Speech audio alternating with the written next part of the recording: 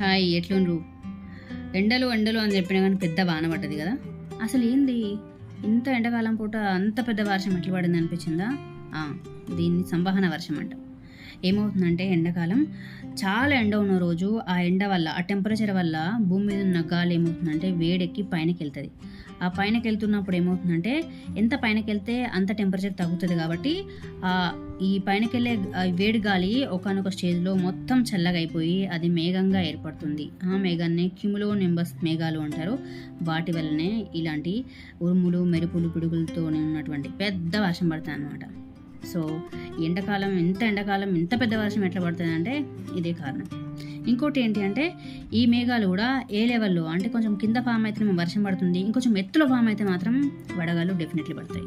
So జాగ్రత్త, ఎండలు తిరగకండి, stay safe, bye.